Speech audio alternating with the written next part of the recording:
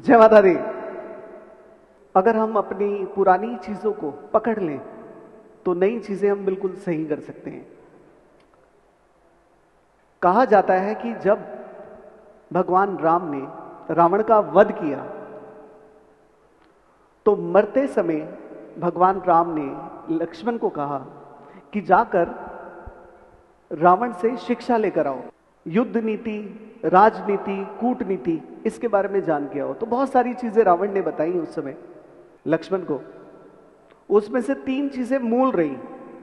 पहली चीज यह थी कि शुभ कार्य में कभी भी देरी नहीं करनी चाहिए। शुभ कार्य के लिए प्लान नहीं करना चाहिए, सोचना नहीं चाहिए कि कल करेंगे, परसों करेंगे, 1 हफ्ते बाद करेंगे, साल बाद करेंगे।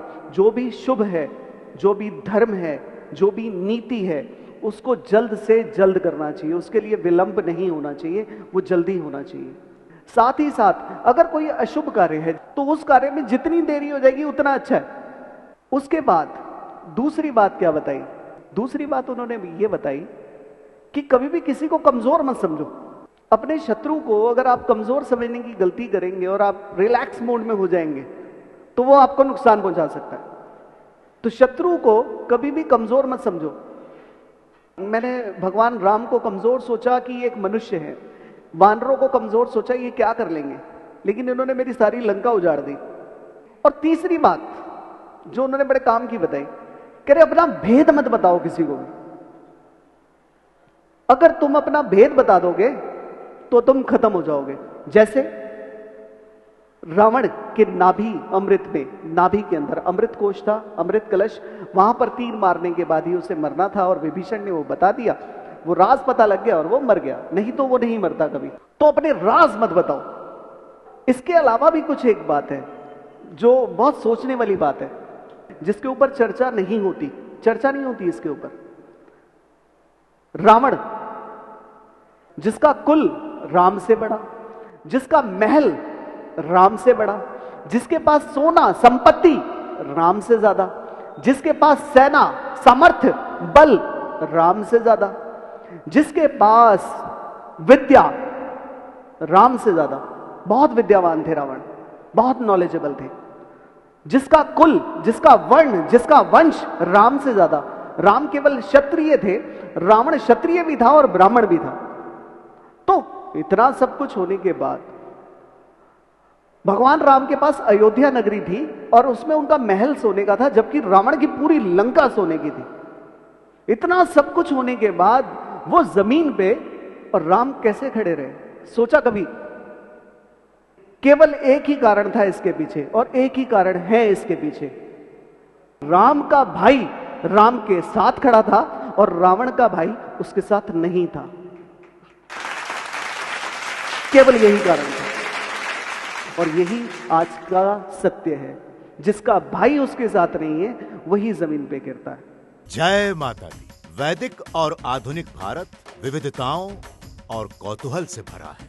हमारे वैदिक भारत की संस्कृति और सभ्यता अत्यंत प्राचीन है, जिसकी झलक हमारे सभी उत्सवों व त्योहारों में देखने को मिलती है। सनातन में मनाए जाने वाले हर त्योहार और हर कर्म का कोई न कोई आध्यात्मिक और वैज्ञानिक महत्व भी होता है। हमारे वैदिक भारत में कही गई बातें और त्योहारों व उत्सवों को मनाने का महत्व आज का आधुनिक भारत भी नजरअंदाज नहीं कर सकता, क्योंकि वैदिक भारत आज के आधुनिक भारत की जड़ है और जो वृक्ष जड़ों से दूर हो जाएगा उसका पनप पाना असंभव होता है।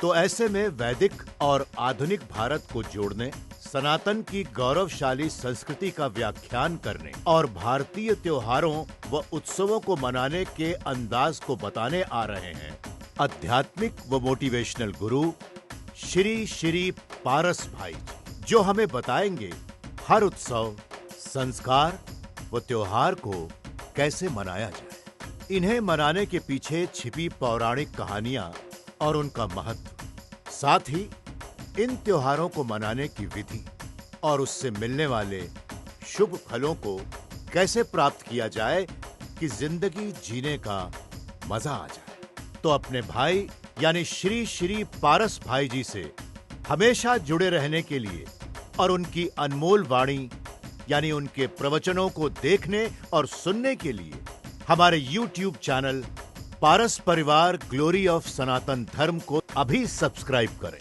बेल आइकन दबाना नहीं भूलें। यकीन करें, यही वो जगह है जो आपकी हर जिज्ञासा को खत्म करेगी, क्योंकि अपनी संस्कृति और विरासत को जानना हमारा कर्तव्य है। क्योंकि जो हम सीखेंगे वही तो हम अपने वंश को देकर जाएंगे।